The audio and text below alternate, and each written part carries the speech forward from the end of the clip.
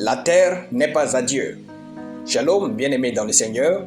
Notre méditation du jour s'intitule « La terre n'est pas à Dieu ». Nous tirons notre texte dans Psaume chapitre 115, le verset 17, qui nous dit ceci. « Les cieux sont les cieux de l'Éternel, mais il a donné la terre au Fils de l'homme. » Alléluia. Dieu ne réside pas dans le ciel, mais en lui-même. Il est écrit, au commencement, Dieu a créé les cieux et la terre. Genèse chapitre 1, le verset 1. Si Dieu a d'abord créé les cieux puis la terre au début, il a donc dû se tenir quelque part pour accomplir cela.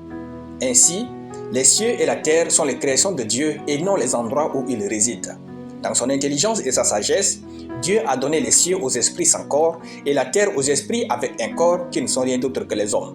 Par conséquent, afin d'agir sur la terre, Dieu doit être appelé par les hommes ou avoir l'autorisation d'un homme. Ce principe est inviolable, car les cieux sont les cieux de l'Éternel, mais il a donné la terre au Fils de l'homme.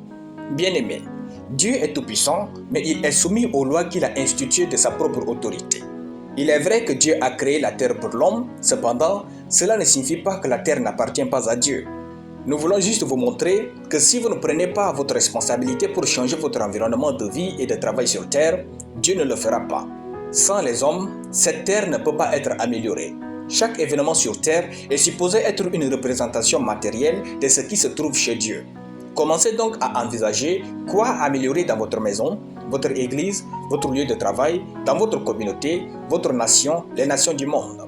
Si vous pouvez le faire, faites-le au nom du Seigneur et il en sera glorifié. Si vous ne pouvez pas le faire, demandez-lui sa force et faites-le. En effet, vous n'êtes pas ici pour accompagner les autres, mais pour faire de la différence et révéler la grandeur de Dieu. Trouvez dans quoi vous êtes doué plus que n'importe qui et accrochez-vous à cela. Trouvez ce dans quoi vous allez vous révéler sur la terre. La terre est le don précieux de Dieu à tous les hommes. Embellissez-le avec un cœur reconnaissant. Alléluia. Nous allons prier. Père Tout-Puissant, je te rends grâce pour ta parole. Je déclare que je suis le ciel de la terre et j'accomplis des choses éternelles ici-bas au nom de Jésus. Par moi, la gloire de Dieu envahit les villages, les villes et les continents au nom de Jésus. Amen.